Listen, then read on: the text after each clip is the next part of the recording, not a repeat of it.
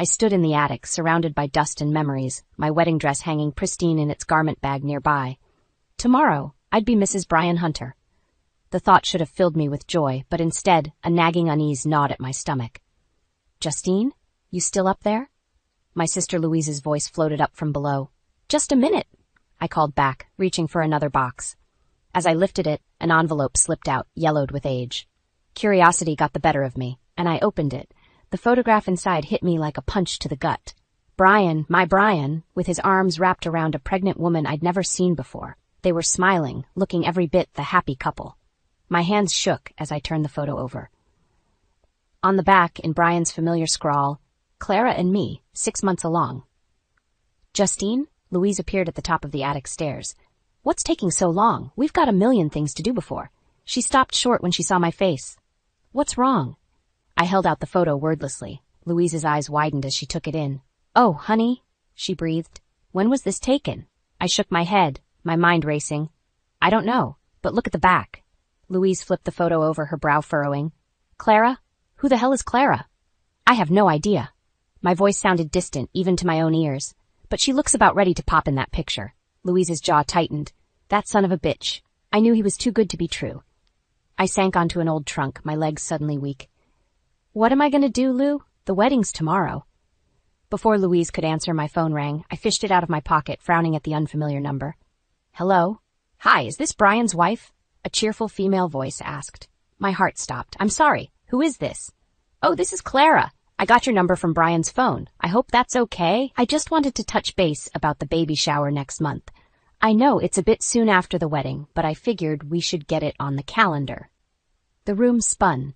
I gripped the edge of the trunk, trying to steady myself. I'm sorry, Clara. I think there's been some mistake. Brian and I aren't married yet. The wedding's tomorrow. There was a long pause on the other end of the line. When Clara spoke again, her voice was small and confused. What do you mean, tomorrow? Brian told me you two got married last year. I closed my eyes, willing myself not to throw up. Clara, I think we need to talk. Can you meet me? Of course, she said, sounding dazed. Where? I gave her the address of a coffee shop near my house. I'll be there in 20 minutes. As I hung up, Louise was already grabbing my purse and keys. I'm coming with you, she said firmly. I nodded, grateful for her strength. As we descended the attic stairs, I caught a glimpse of my wedding dress. It seemed to mock me now, a symbol of the life I thought I was about to start. What if he has an explanation? I asked Louise as we got into her car. She snorted. Unless he has an evil twin we don't know about. I don't see how he can explain this away. I stared out the window as we drove, my mind a whirlwind of questions and doubts. How long had Brian been living this double life? What else had he lied about? As we pulled up to the coffee shop, I saw a heavily pregnant woman waiting outside, nervously twisting a ring on her left hand. My stomach lurched as I recognized her from the photo. That's her, I whispered to Louise. She squeezed my hand. Remember, you're the wronged party here. Hold your head high. I took a deep breath and stepped out of the car, ready to face the truth that would shatter my world. Clara's eyes widened as I approached. You must be Justine, she said, her voice trembling. I'm so sorry, I had no idea. I held up a hand, cutting her off. Let's talk inside. As we settled into a corner booth, Louise positioned herself at a nearby table, keeping watch. Clara's hands shook as she cradled her swollen belly. How long? I asked, my voice surprisingly steady.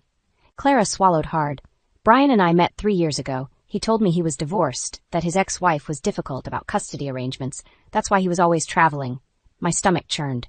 3 years. Half our relationship had been a lie. When did you get married? I pressed. Last year in Vegas.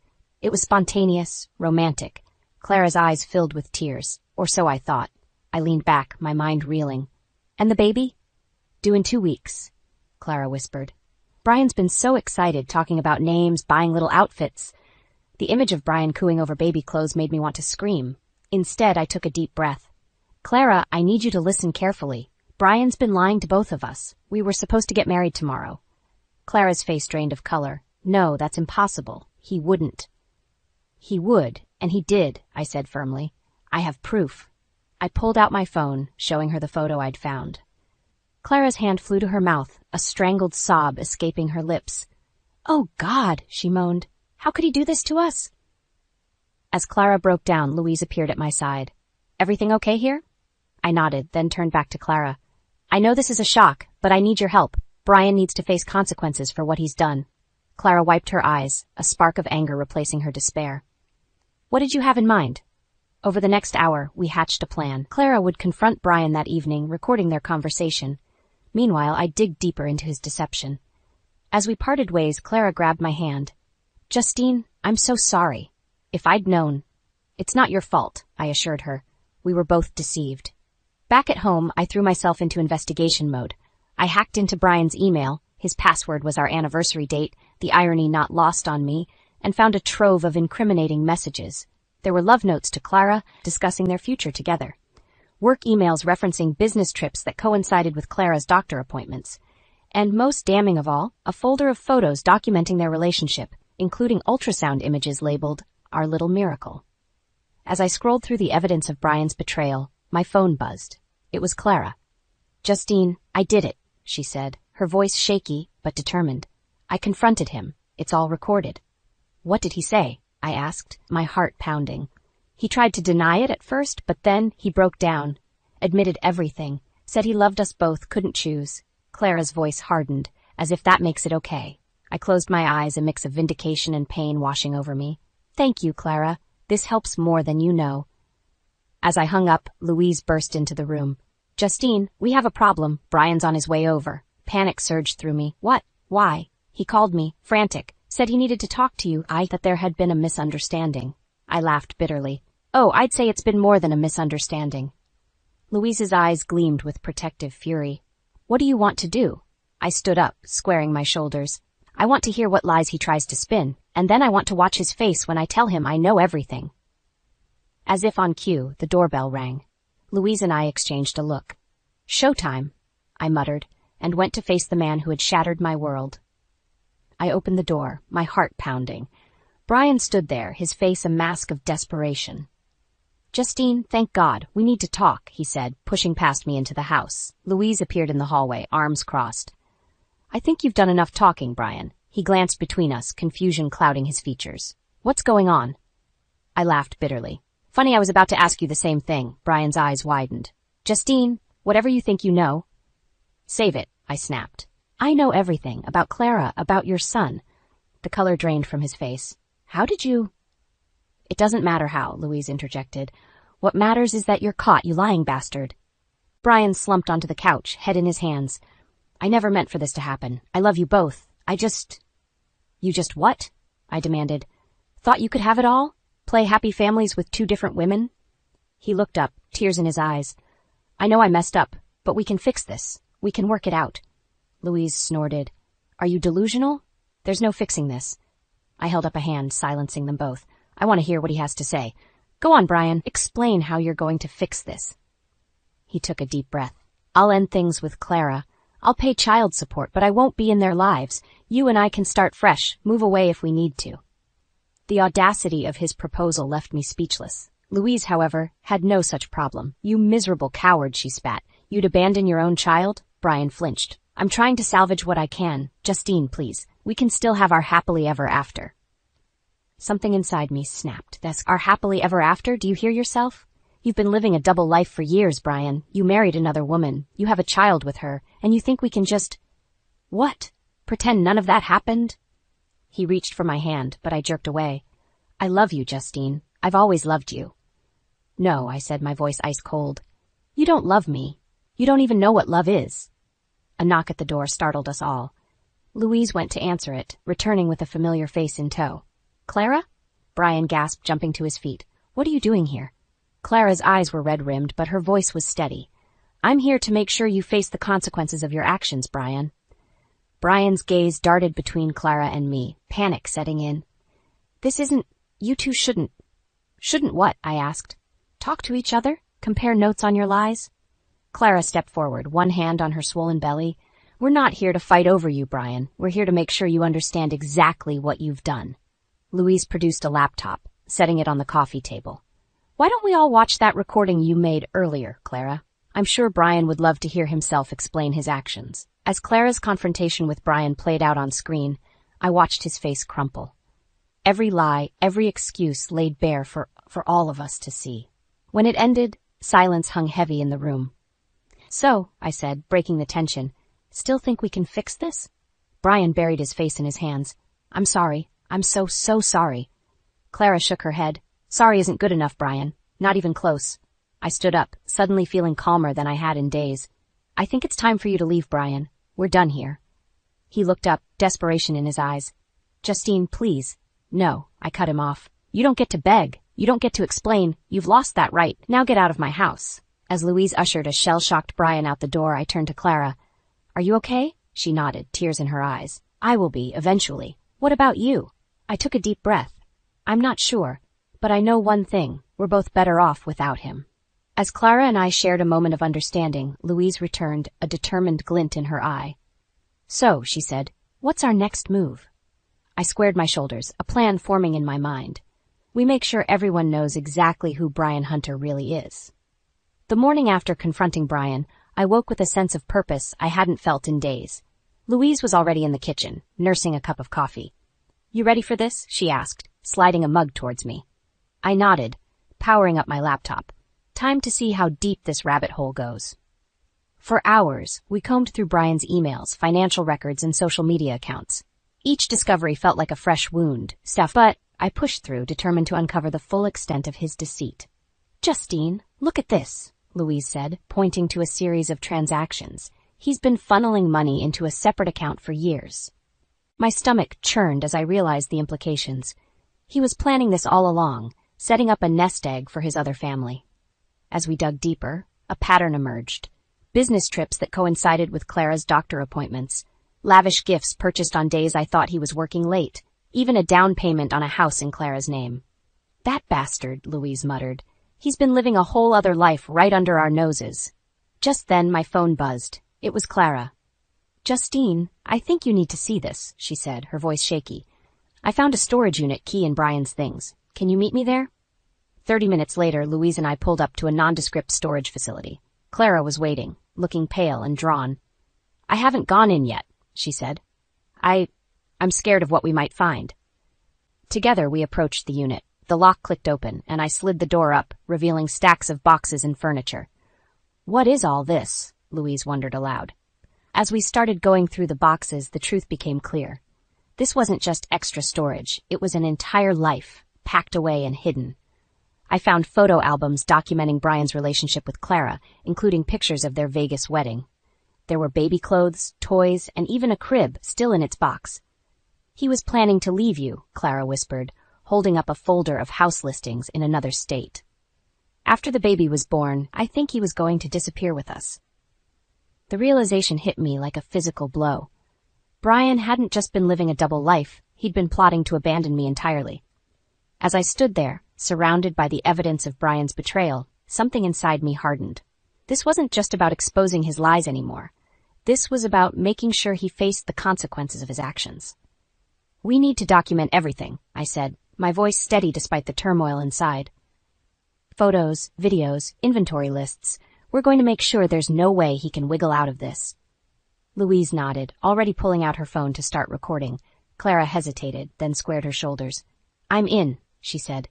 "He doesn't get to walk away from this unscathed." For the next few hours, we meticulously cataloged every item in the storage unit.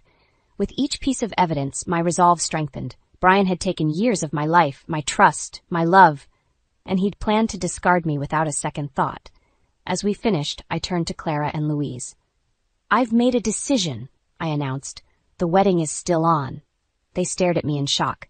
"What are you talking about?" Louise demanded. I smiled, a plan forming in my mind. "Brian wants a wedding? He'll get one. But it won't be the happily ever after he's expecting." Clara's eyes widened as she caught on. "You're going to expose him at the wedding?" I nodded, a fierce determination burning in my chest. In front of everyone he knows, his family, his friends, his colleagues, they'll all see exactly who Brian Hunter really is. Louise grinned, a wicked glint in her eye. Now that's a wedding I wouldn't miss for the world.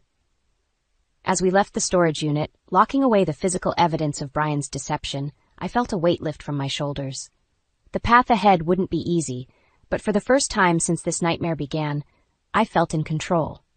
Brian thought he could play us all for fools, but he was about to learn that hell hath no fury like a woman scorned, especially when that woman has backup. The morning of my wedding day dawned bright and clear, a stark contrast to the storm raging inside me.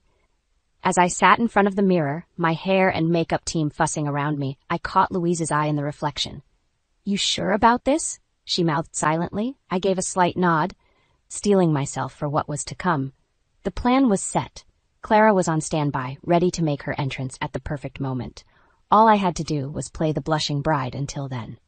As I slipped into my wedding gown, a beautiful ivory creation I'd once dreamed of wearing down the aisle to Brian, I felt a pang of grief for the life I thought I'd have. But that grief quickly hardened into resolve. Brian had stolen enough from me. Today, I'd take back my power. The ceremony itself passed in a blur.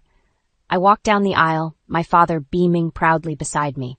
I stood before Brian, his handsome face alight with what I now knew was nothing but lies. I even managed to choke out "I do" when the time came, though the words tasted like ashes in my mouth. It wasn't until the reception that things began to unravel. As we made our rounds, greeting guests and accepting congratulations, I noticed Brian growing increasingly agitated. His eyes kept darting to the entrance, and he was checking his phone every few minutes. "Everything okay, darling?" I asked, saccharine sweetness dripping from my words. Brian startled, nearly dropping his champagne flute. "Of course, just work stuff. You know how it is." I smiled tightly. "Oh, I know exactly how it is." Just then, Louise appeared at my elbow. "It's time," she whispered. I took a deep breath and made my way to the small stage where the band was set up. Grabbing the microphone, I tapped it gently to get everyone's attention. "Friends, family, loved ones," I began, my voice surprisingly steady. "Thank you all for being here to celebrate this special day with Brian and me." Brian beamed up at me, clearly expecting some sappy speech about our love. If only he knew. "Before we cut the cake, there's someone else I'd like to invite to join our celebration," I continued. "Clara, would you come up here, please?" A hush fell over the room as Clara, visibly pregnant, made her way through the crowd. Brian's face drained of color, his eyes wide with panic.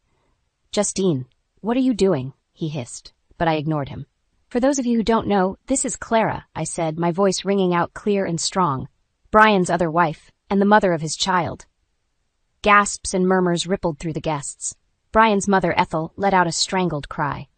"You see, while Brian was planning this wedding with me, he was also building a life with Clara," I continued, my eyes locked on Brian's.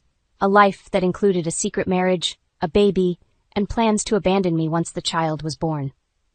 I gestured to Louise, who began projecting images onto a screen behind me, photos from the storage unit, financial records, everything we'd uncovered. "Brian Hunter is a liar, a cheat, and a coward," I declared, my voice trembling with emotion. "And I stand before you all today, not as his bride, but as a woman who refuses to be made a fool of any longer." The room erupted into chaos. Brian lunged for the stage, but David, his older brother, held him back, disgust evident on his face. Clara stood trembling, tears streaming down her cheeks as she faced the reality of Brian's betrayal. As the gravity of the situation sank in, I felt a weight lift from my shoulders. The truth was out. There was no going back now. Amidst the uproar, I locked eyes with Louise. She gave me a proud nod, and I knew that whatever came next, I wouldn't face it alone. Taking a deep breath, I turned back to the stunned crowd. "Now," I said, a hint of steel in my voice, "who wants to hear the whole story?" The reception hall erupted into chaos. Guests were on their feet, shouting and gesticulating wildly. Brian stood frozen, his face a mask of shock and betrayal. Clara, still on stage beside me, had collapsed into quiet sobs.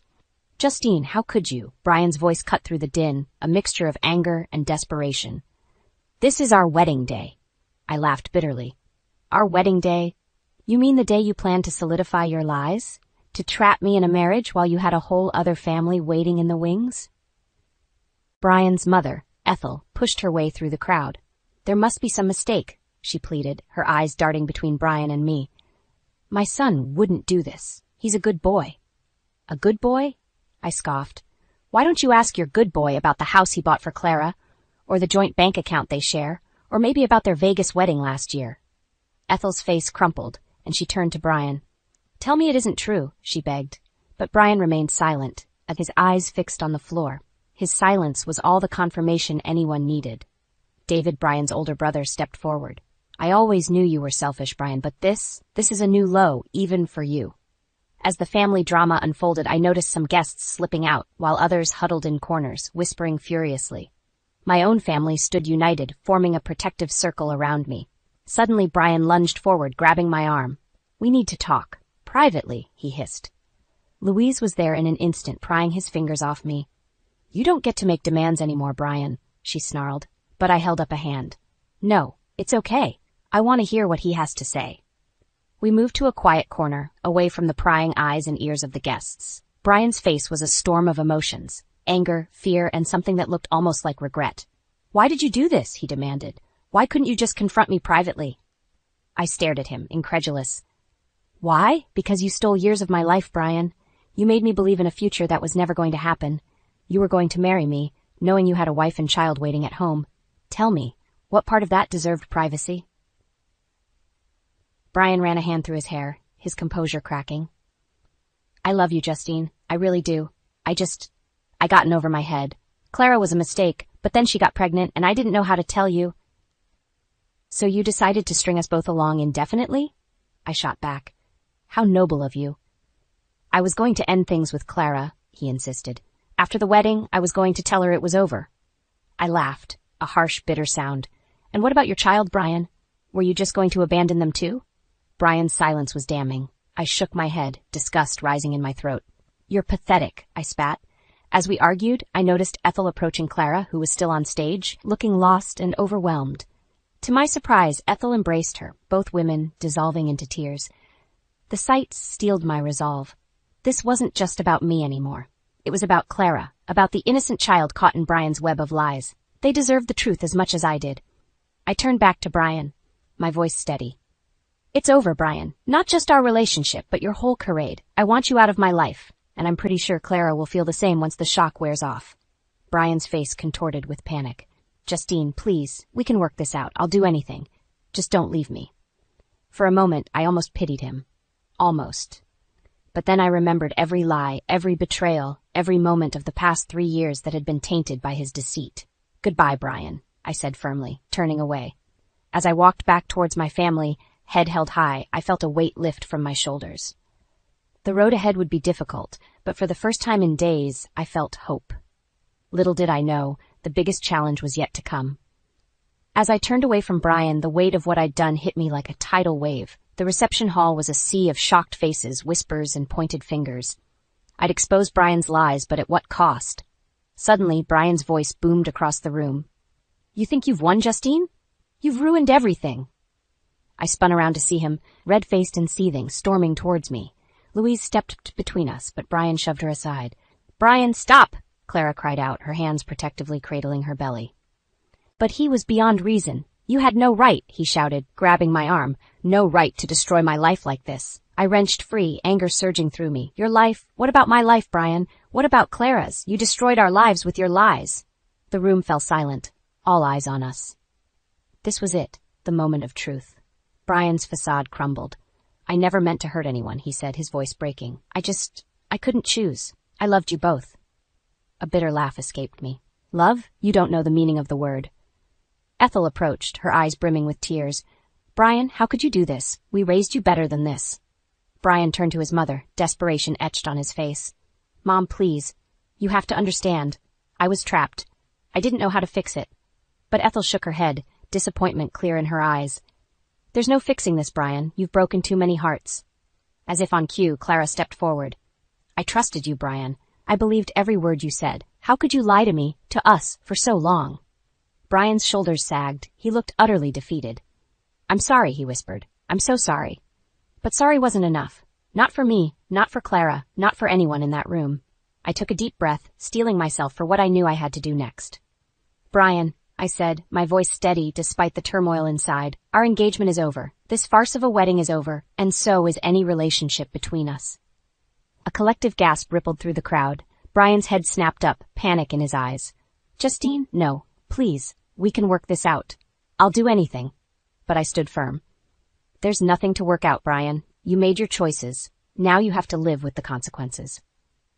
I turned to address the stunned guests. "I'm sorry for the spectacle, but I couldn't let this lie continue. Thank you all for coming, but I think it's best if we end this now." As I moved to leave, Brian made one last desperate attempt. He fell to his knees, grabbing at my dress. "Justine, please. I love you. I need you. Don't leave me." For a moment, I faltered. The man I'd loved for years was begging me to stay.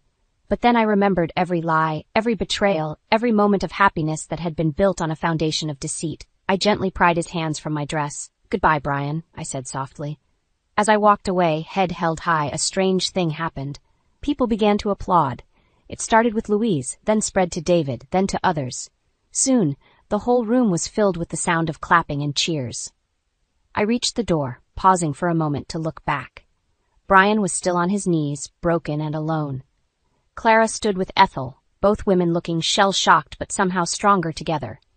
And my family and friends formed a protective circle around me, ready to support me in whatever came next. As I stepped out into the sunlight, leaving behind the wreckage of what should have been the happiest day of my life, I felt a mix of emotions I couldn't quite name. Grief, relief, anger, hope, they all swirled together in a confusing maelstrom. But one thing was clear. This was the end of one chapter of my life, and the beginning of another. Whatever challenges lay ahead, I would face them with the truth on my side and the support of those who truly loved me. The road ahead was uncertain, but for the first time in a long time, I felt free. The days following the wedding disaster were a blur of emotions and revelations. I holed up in Louise's guest room, alternating between bouts of anger, grief, and unexpected relief. The phone rang incessantly. Friends, family, even a few reporters seeking the juicy details of Brian's double life. On the third day, as Louise and I sat nursing cups of coffee, the doorbell rang. To our surprise, it was Richard, Brian's estranged father. "I hope I'm not intruding," he said, his weathered face etched with concern. I needed to speak with you, Justine." As we settled in the living room, Richard's eyes filled with tears. "I want you to know how deeply sorry I am for what my son has done, and how much I admire your courage in exposing the truth." His words touched something deep inside me. "Thank you, Richard. That means a lot." He nodded, then hesitated before continuing. "There's something else you should know. Brian's behavior? It's not entirely surprising to me. You see, I left his mother years ago because I discovered she'd been unfaithful throughout our marriage." The revelation hit me like a thunderbolt. "Does Brian know?" Richard shook his head. "Ethel and I agreed never to tell him. We thought we were protecting him, but now I wonder if we just set him up to repeat our mistakes." As Richard spoke, I felt a shift inside me. The anger that had been burning so hot began to cool, replaced by a deep sadness for the cycles of hurt and betrayal that had led us all to this point. Just then, my phone buzzed with a text from Clara. "Can we meet? I think we both need closure." An hour later, Clara and I sat in a quiet cafe, her newborn son sleeping peacefully in a carrier beside her. The silence between us was heavy with unspoken pain and shared betrayal. "I'm so sorry," Clara finally said, her voice barely above a whisper. "If I had known." I reached across the table, taking her hand. "It's not your fault. We were both deceived." As we talked, sharing stories and piecing together the full extent of Brian's deceptions, I felt a strange bond forming between us. We were two women who had loved the same man, been hurt by the same lies, and now found ourselves facing an uncertain future. "What will you do now?" I asked her. Clara looked down at her sleeping son, a mix of love and determination in her eyes. "I'm going to build a life for us, a honest one, filled with love and trust. Brian, he'll always be my son's father, but he won't be a part of our lives unless he can prove he's changed." Her words resonated deeply with me. As we parted ways, I felt a sense of closure I hadn't realized I needed. That evening, as Louise and I shared a bottle of wine, my phone rang. It was Brian. "Justine, please," he begged. "Can we talk? I know I messed up, but I love you. We can start over, make things right." I took a deep breath, surprised by how calm I felt. "No, Brian, we can't. What you did, it's not something we can come back from. I hope you get help, I really do, but my future doesn't include you." As I hung up, Louise raised her glass in a toast. "To new beginnings," she said with a proud smile. "To new beginnings," I echoed, feeling lighter than I had in weeks. The next morning, I woke early and went for a walk in the park near Louise's house. As the sun rose, painting the sky in brilliant hues of pink and gold, I felt a sense of peace wash over me. Yes, my fairy tale wedding had turned into a nightmare. Yes, the man I thought I'd spend my life with had betrayed me in the worst possible way. But standing there, watching the world come alive around me, I realized something profound. I was stronger than I'd ever known. I had faced my worst fear, public humiliation, heartbreak, the shattering of all my dreams, and I had survived. Not only survived, but emerged with my head held high, surrounded by people who truly loved and supported me. As I turned to head back, I saw Marilyn, our longtime family friend, walking towards me. She enveloped me in a warm hug. "How are you doing, sweetheart?" she asked, her eyes full of motherly concern. I smiled, surprising myself with how genuine it felt. "I'm okay," I said. "Actually, I'm more than okay, I'm free." And in that moment, I knew it was true. The road ahead might be uncertain, but for the first time in years, I was excited to see where it might lead. My story wasn't over. It was just beginning.